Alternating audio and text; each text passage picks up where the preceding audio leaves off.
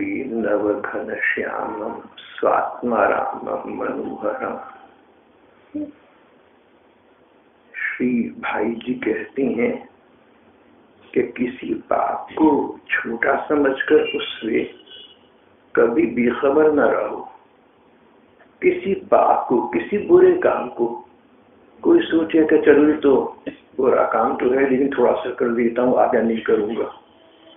कोई सोचे कि चलो शराब पी एक घूंट पी लूंगा, ज्यादा नहीं पीऊंगा। तो ऐसा नहीं हो पाएगा। अगर तुम गलत काम को थोड़ा सा भी आश्रय दोगे तो वो बिगड़ता और बढ़ता जाएगा, रुकेगा कभी नहीं। कोई लड़का सोचे कि चलो मैं कागज के सिगरेट बना के पी के देखता हूँ कैसी होती है, तो ये पाप कर्म में बुराई मन में आ गई। अगली बार ये आएगा चलो मैं किसी के सिगरेट को थोड़ा सा पी के देख लेता हूँ। अपनी पाप की प्रवृत्ति को ही बदलना चाहिए।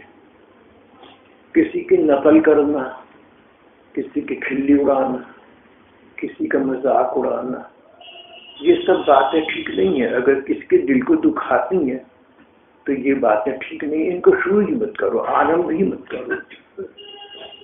अगर तुम किसी बात को बुरा समझते हो और तुम सोचो कि थोड़ा सा कर लेते हैं, आगे बुराई नहीं करेंगे, ऐसा नहीं होगा। तुम बुराई की ओर अग्रसर हो जाओगे। किसी पाप को छोटा समझकर उससे कभी बेखबर न रहोगे। आग की जरा सी चिंगारी बड़ी भारी शहर को जलाकर राख कर देती है। आग की जरा सी चिंगारी बड़ी भारी शहर को जलाकर राख कर देती है। एक छोटा सा बीज बड़ी भारी जंगल का निर्माण कर सकता है।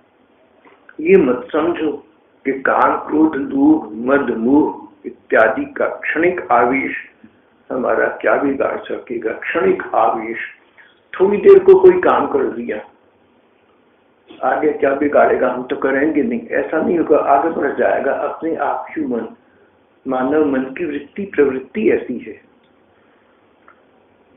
क्रोध, लोभ आदि का क्षणिक आवेश हमारा कुछ न बिगाड़ सकेगा, ऐसा मत समझो। इसको समूल नष्ट करने का लगातार प्रयत्न करते रहो।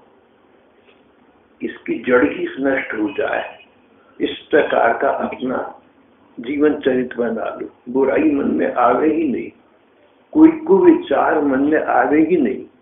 किसी के विरोध का विचार, किसी का वैर का विचार, किसी बुराई का विचार तुम्हारे मन में आवे ही, प्रवेश ही न करे।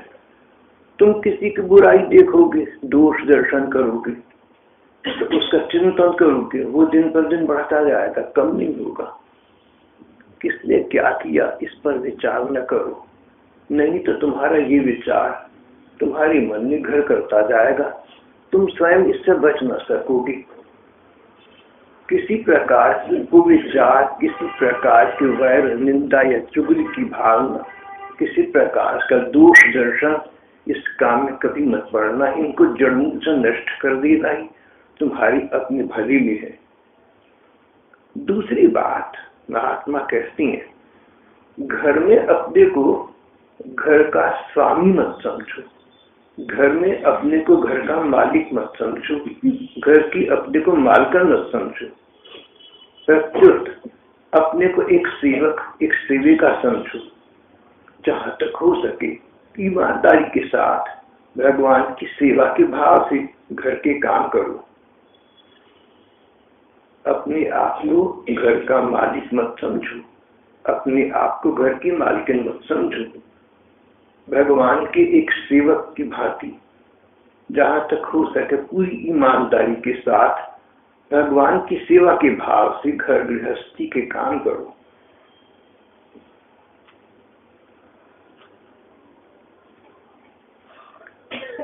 दूसरे के घर में कुछ समय के लिए एक अतिथि जाकर ठहरता है, जैसा उस घर के प्रति उसका व्यवहार होता है वैसा करो।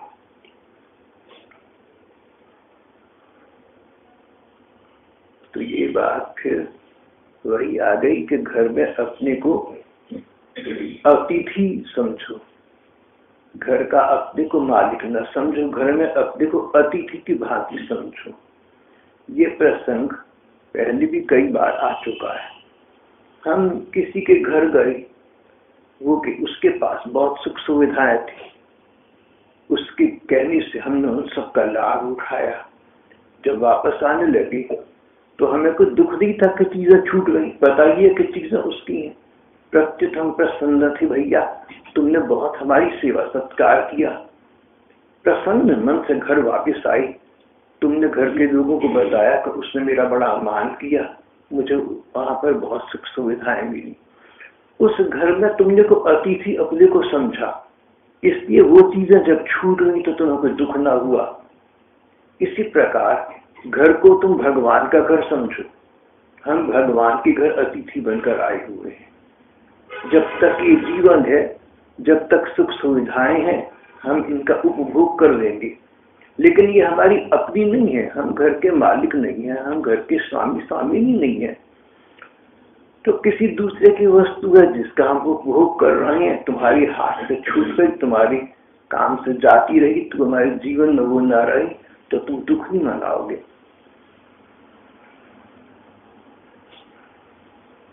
तो ये मैंने आपको पहले भी कहा था। डॉक्टर राधा कृष्णन कहती हैं, the enlightened one, the Buddha, lived like a stranger in his own house. Siddharth Gautam अपने राजभवन में एक अनजान, एक अपरिचित व्यक्ति की भांति रहते थे। मानो इस घर से कोई संबंध ना हो, मानो यहाँ का कुछ मेरा अपना ना हो, मेरे से किसी वस्तु का परिचय ना हो, किसी व्यक्ति से मेरा संबंध ना हो। तो वही फिर सिद्धार्थ गौतम बाद में महात्मा बुद्ध बने।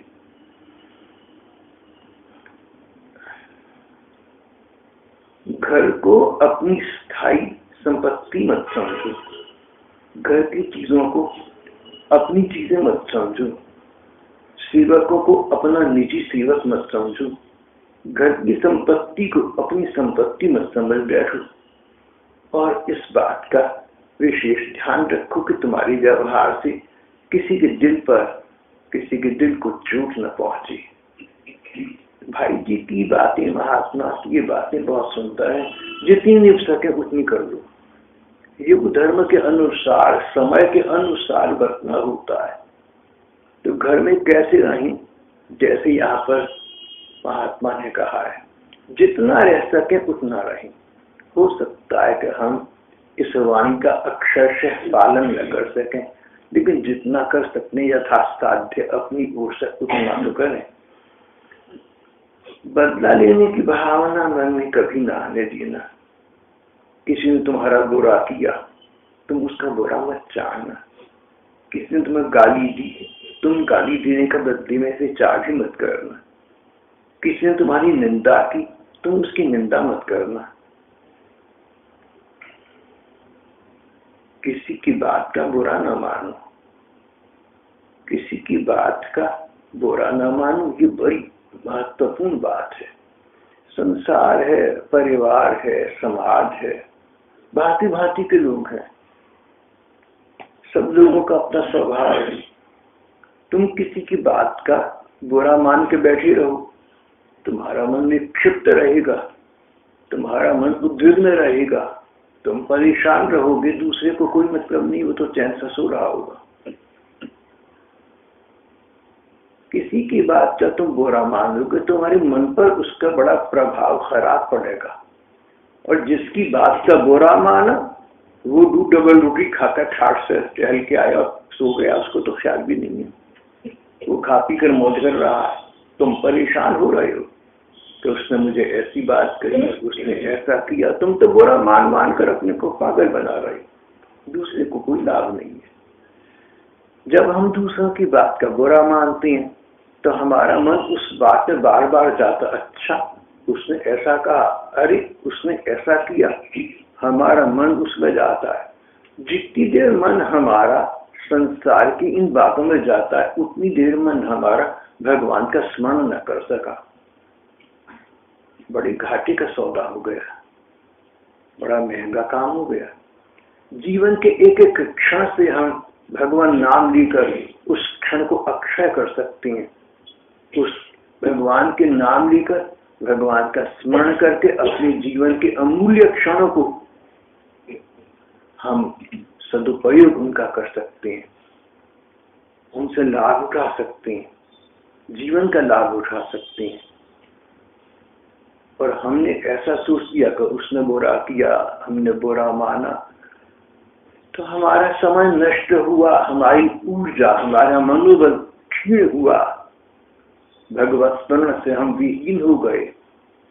महात्मा कहते हैं नाना ऐसा मत करना, अपने आप को भगवान के स्मरण से विहीन न करना, अपने साथ अन्याय न करना, अपने साथ न्याय करो। अपने साथ न्याय का उपाय यही है कि भगवान का स्मरण करो। कोई तुम्हारा बुरा कर दे, कोई तुम्हें बुरी बात कह दे, इसका चिंतन न करना।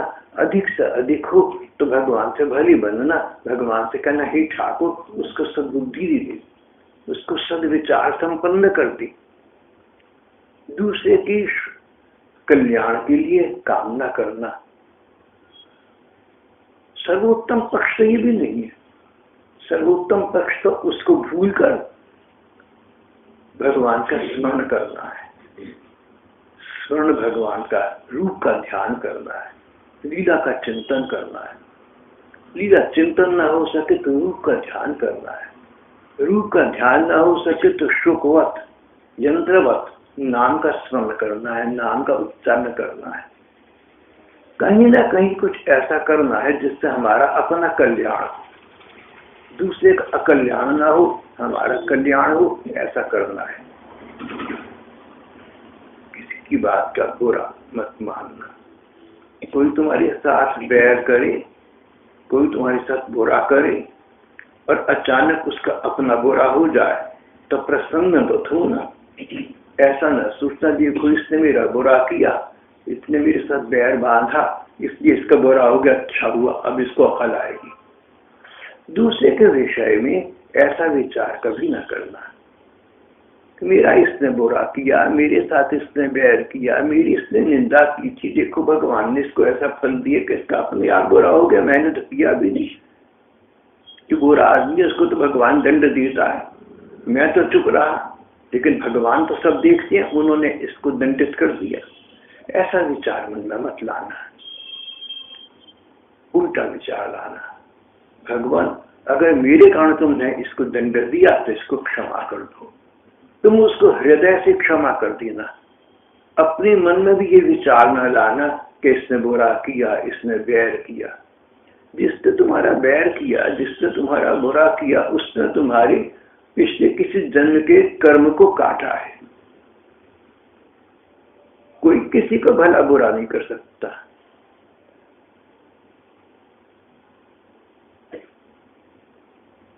हमारी रामायण में लिखा है, अध्यात्म रामायण में आता है, कई जगह ही प्रसंग आता है कि सुख दुख किसी के धीरे से नहीं आती, अपने कर्मों के फल से आती है। अगर मुझे किसी ने दुख दिया तो दुख देने वाला बानक बन गया, कारण बन गया, वो दुख तो मुझे मिलना था। मैं तो वो शय हूं जिसे हर हाल में बस रोना था। कोई भैया किसी फिल्म में ये बात कहती, गाना गाती है, बड़ी ज्ञान की बात है अगर सब कुछ मन में आ गई हो तो। मैं तो वो हूं जिसे हर हाल में बस रोना था, मेरा किस्मत ऐसी है, मेरी कर्म ऐसी है, कोई दोषी नहीं है।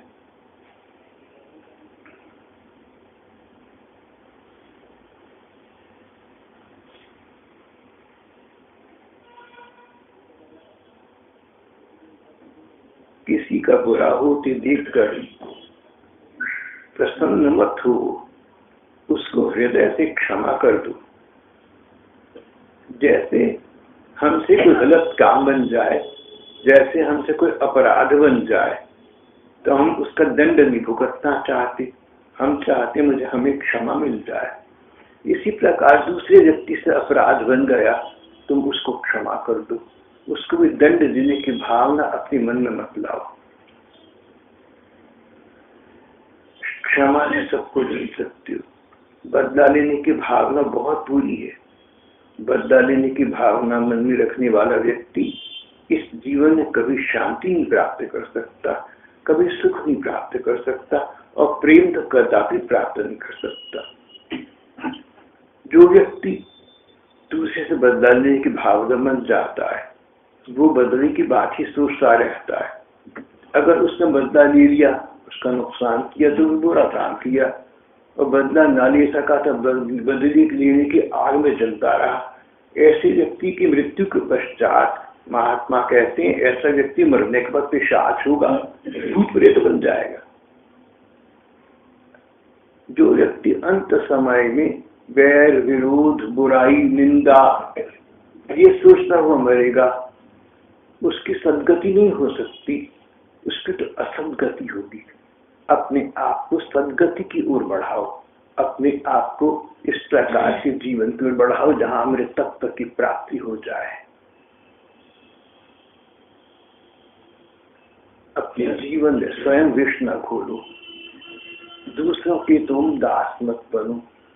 दूसरे लोग तुम्हारे साथ बुराई करें और तुम उदास हो जाओ, तुम्हारी चित्तवृत्ति भी नष्ट हो जाए, तो तुमने अपने साथ बड़ा अन्याय कर दिया। जो कोई कहता है करता है, कह दे दो, कर दे दो, तुम अपने भगवत पथ पर सीधा सीधा आगे बढ़ते चलो।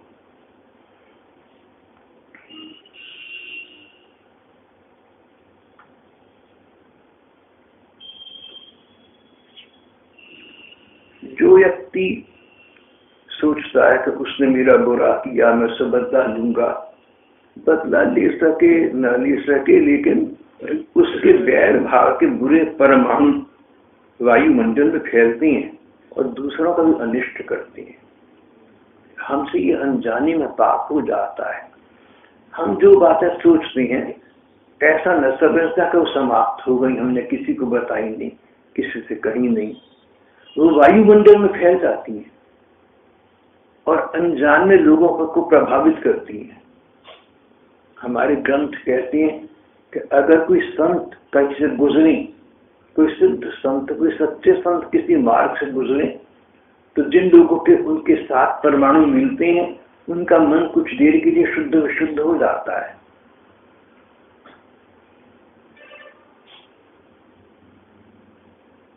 चंडीगढ़ की एक बहन ने मुझे बताया कि मैं दफ्तर के काम में लगी थी, कार्यालय में बैठी थी। अचानक मेरा मन दफ्तर के काम से विमुख हो गया। मन कहने लगा कि मैं भगवान नाम का जप करूं। आश्चर्य है कि मैंने कार्यालय का काम छोड़कर अपने आप को नाम जप करते हुए पाया। मेरी जिह्वा स्वयं ही नाम जप करने लगी।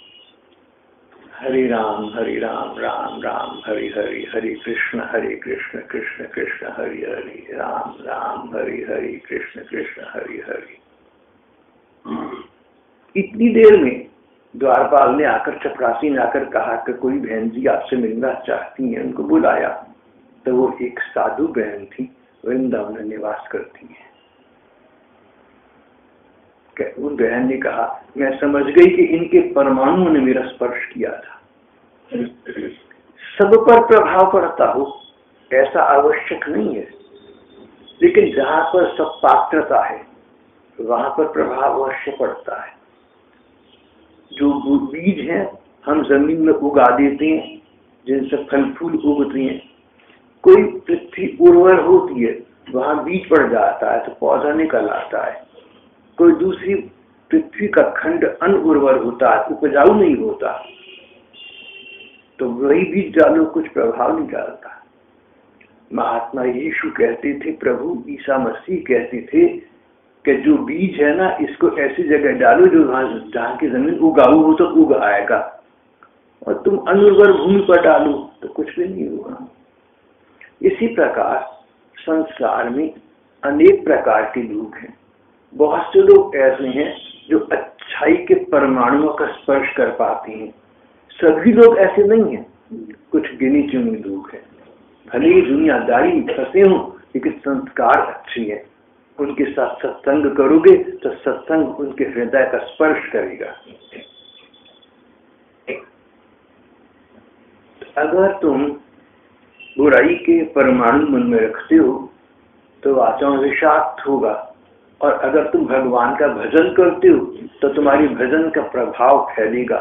कम से कम जिन लोगों का संस्कार है उनका स्पर्श तो करेगा। इस प्रकार एक व्यक्ति जो भजन में लगा रहता है समाज का भी कल्याण करता है। saints do good to society by their very being. एक अंग्रेज ने कहा कि भगवान के जो भक्त हैं, जो संतजन हैं, वो अपने अस्तित्व के द्वारा संसार का कल्याण करते हैं।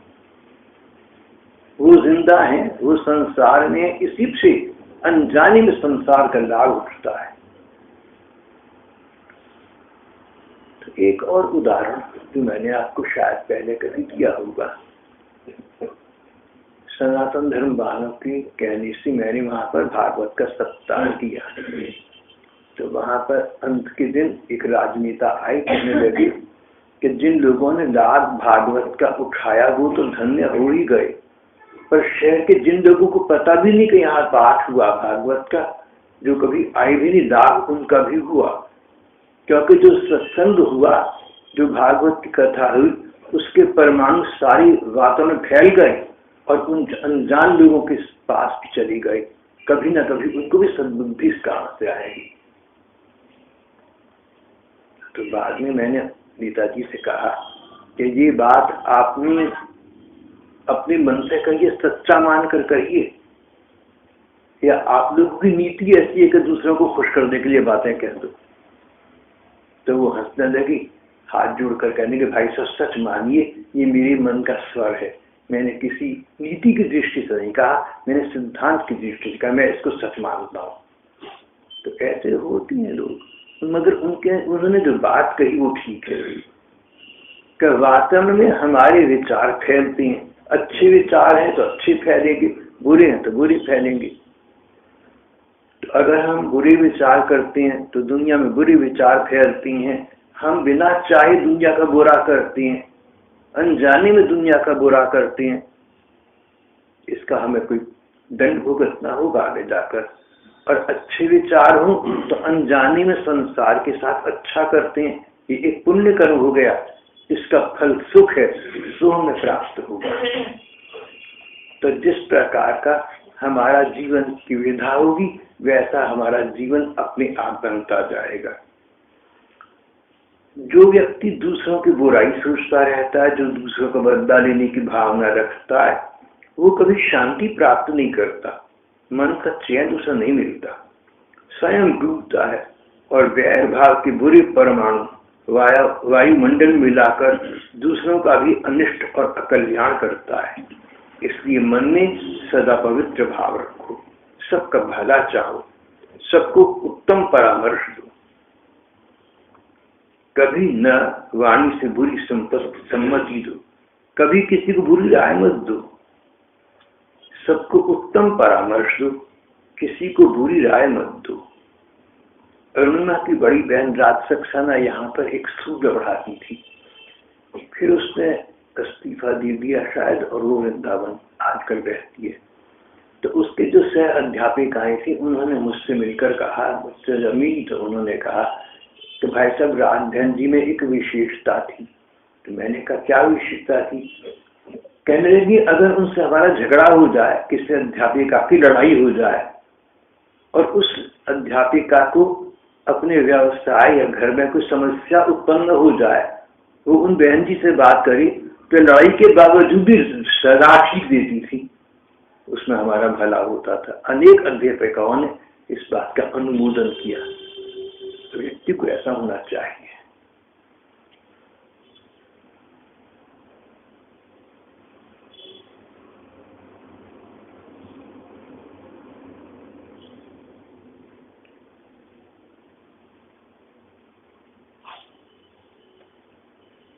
मन में बुरी बात मत रखो।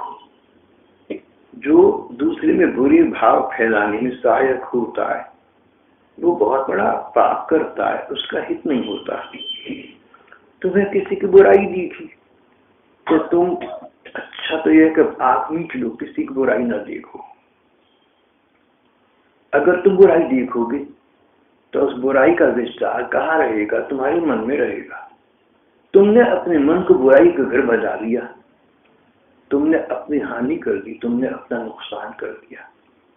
इतना ही नहीं, तुम्हारे मन में बुराई आई तो तुम्हारे परमाणु आसपास के लोगों को विषाक्त करेंगे। ये तुम्हारे मन के बुरे परमाणु, बुराई देखने के परमाणु आसपास के लोगों को विषाक्त करेंगे, उनमें जहर फैलाएंगे। कई बार हम बैठे बैठे होते हैं तो हमें अच्छे अच्छे विचार आने लगते हैं। हो सकता है कोई महात्मा उधर से गुजरे हो, कोई सत्संगी उधर से गुजरे हो। कभी कभी हमारे मन में बेकार बुरे विचार आते हैं, अरे उसने ऐसा करा, मैं तो पागल रहा जो मैंने उसकी ईंट की वजह पत्थर नहीं मारा, अब क्या करेगा ना, तो ईंट नहीं पत्थर मारूंगा। भाई तू ईंट के बदले पत्थर मारेगा, मगर ईंट तो पत्थर का जवाब नहीं देती। ईंट अच्छी है, हमने ईंट के बदले किसी के पत्थर मार दिया, हमने तो गलत काम कर दिया। लेकिन अगर ईंट पत्थर को मारे तो क्या पत्थर बदले में ईंट पर आके गिरता है? पत्थर तो आकर ईंट पर नहीं गिरता, जहां तुमने डाल दिया पड़ा रहता है। एक महात्मा कहते थे ईंट का जवाब पत्थर से देते हैं हम, तो ये बड़ी बुरी बात है। तुम सोचो ईंट का जवाब तुम पत्थर से भरी दो, लेकिन ईंट पत्थर को कोई जवाब नहीं देती, बेचारी जहां डाल दी गिर गई, पड़ी रही। तुम तो से ईंट अच्छी है। जो दूसरे के दोष अपने मन में देखता है, उनको फैलाता है, वो बहुत बड़ा कुकर्म करता है, पाप करता है, उसका अपना भला कभी नहीं हो सकता। इसलिए याद रखो, जिस काम से परिणाम में अपना और दूसरों का भला हो वही करना है, वही धर्म है। जिससे परिणाम में अपना और दूसरों का बुरा होता हो वही पाप है, वही अधर्म है। अच्छी बात तो यह है कि तुम अपने आप को निरंतर देखते परखते रहो, छिद्रान्वेषण ना करो, दोष दर्शन ना करो। छिद्रान्वेषण, कई लोग दूसरों के छोटी छोटी बुराई को देखने की कोशिश करते हैं। अब तुम बुराई ढूंढोगे तो कहीं ना कहीं तो मिल जाएगी। तुम छिद्रान्वेषण न करो, तुम दोष दर्शन न करो, तुम किसी की बुराई न देखो। बुराई दिखे तो आंखें बंद कर लो, तुम तो कुछ कर नहीं सकते। किसी में बुराई है तो उसको अपने अंदर क्यों आने देती हो, अपने मन में क्यों आने देती हो? बजाय दूसरों को देखने के नित्य निरंतर अपने को देखना और परखना चाहिए।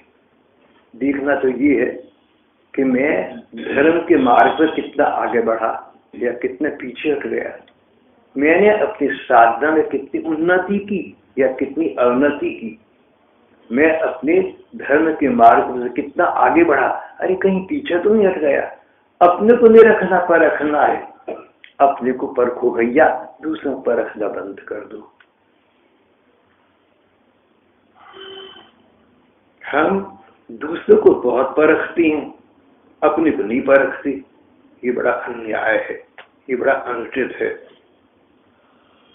इस बात की चिंता मत करो कि दूसरे हमको क्या कहते हैं, दूसरे हमको प्रीतिभक्त कहती हैं या बुरा आदमी कहती हैं, इसकी ओर हमें कुछ ध्यान नहीं देना चाहिए।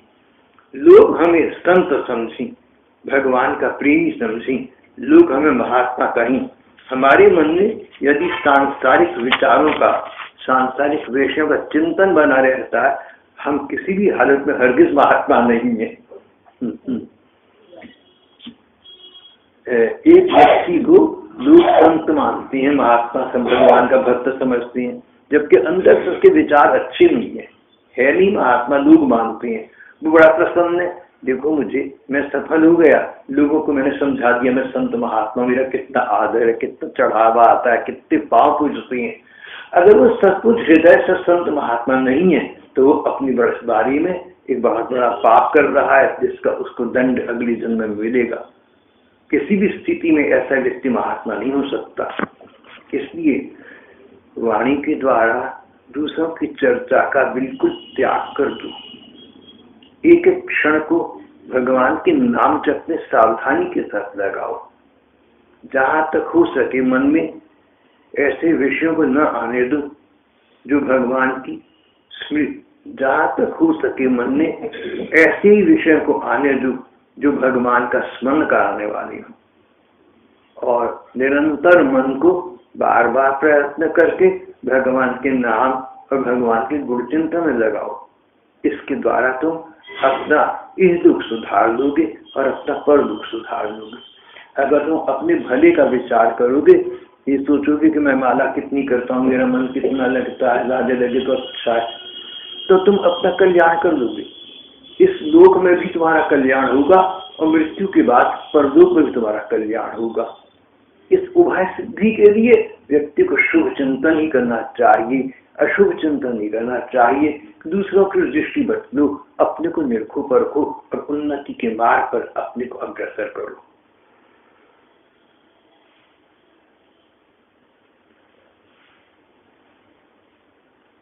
महात्मा कहती हैं, दुखी और गरीब भाई बहनों के साथ विशेष प्रेम करो, सरलता का बर्ताव करो, उनकी सेवा करो।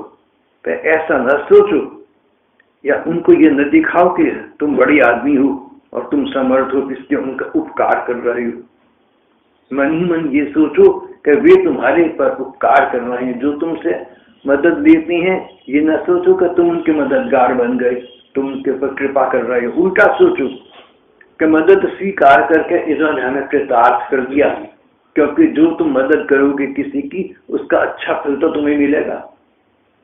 तुमने किसी गरीब को 100 रुपया दे दिया, अगर तुमने ये सोचा देखो मैं तो गरीब पैसे वाला था, मैंने बेचारे की मदद कर दी, तो तुम्हें 10 रुपए का अगले जन्म में पुण्य मिलेगा।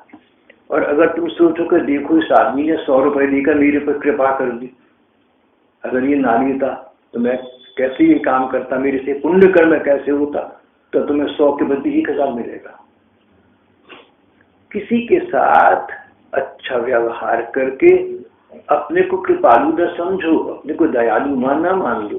उल्टा सोचो कि अच्छा काम करने का इसने मुझे मौका दे दिया, अच्छी काम करने का फल अपने को संसार में, इस संसार में, अगले संसार में मिलता है। किसी का भला करके किसी को हमने 10 रुपए दिए और सोचा कि इसने तो भला कर दिया, मेरा 10 रुपए की मदद मेरे से स्वीकार कर दी, तो तुम्हें 10 की बजाय 100 रुपये मिल जाएगा। और अगर तुम कृपालु समझोगे तो 10 की बजाय मुश्किल से 100 मिलेंगे। अपना घाटा नफा देख लो भैया, खुद सोच लो। महात्मा कहते हैं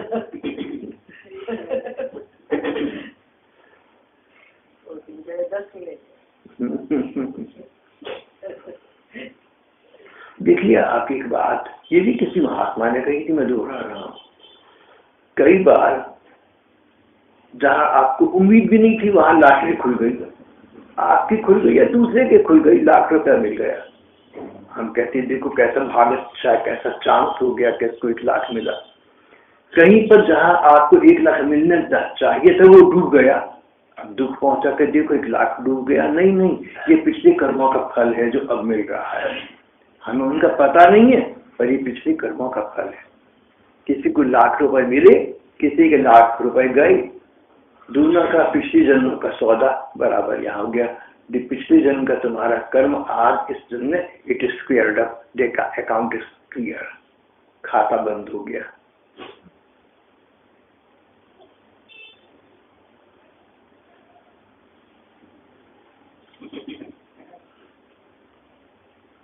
निर्धन भाई बहनों की कोई भी सेवा तुमसे बन जाए तो उनको कभी भूल कभी याद न दिलाना, मन ही मन उनका उपकार मानना कि उन्होंने तुम्हारी सेवा स्वीकार की, परंतु इस कृतज्ञता को भी अपने मन में ही रखना, इसका भी उन पर प्रकाश न करना, नहीं तो शायद वे समझेंगे कि तुम अपने उपकार की उन्हें याद दिला रहे हो। कहते हैं जिसका तुम भला करो ना, उसको ये भी ना कहना कि तेरा भला करके मेरे कर्म कट गए, भगवान ने मुझे मौका दिया। वो समझेगा इस बहाने तुम जता रहे हो कि तुमने एहसान करा है। फिर बात तो वहीं आ गई, जताओ ना दूसरे को ये न समझाओ कि तेरे पर हमने कोई कृपा करी है। उन पर प्रकाश न करो, नहीं तो शायद वे समझेंगे कि तुम अपने उपकार की उन्हें याद दिला रहे हो। उन्हें संकोच होगा, अपनी निर्धनता याद करके वे दुखी हो जाएंगे। इसलिए दूसरे का भला करो, ये सोचकर कि जिसका हम जितना भला कर रहे हैं उससे हमारा दुगना चौगुना 10 गुना भला अपने आप हो जाएगा। हम पर भला, जिसका हमने भला करा उसने हमारे पर कृपा करी कि हमने 100 रुपए दान दिए, उसने स्वीकार किए, तो अगले जन्म में या इस जन्म में आगे जाकर हमें 100 के 1000 मिलेंगे। ये बड़ा एक फायदेमंद सौदा हो गया। ऐसा समझकर दूसरे के प्रति उपकार की भावना रखो, दूसरे के प्रति ये भावना रखो कि उसने मुझे भला करने का अवसर दिया, पर उसको जताओ कभी मत, उसको बताओ कभी मत, तुम्हारा कल्याण होगा। महात्मा कहते हैं जो लोग दूसरों का भला करते हैं सच्चे अर्थों में वो भगवान की कृपा पात्र हो जाती हैं।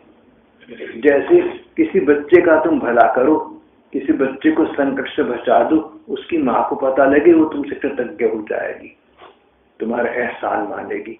भगवान तो सबकी माँ है।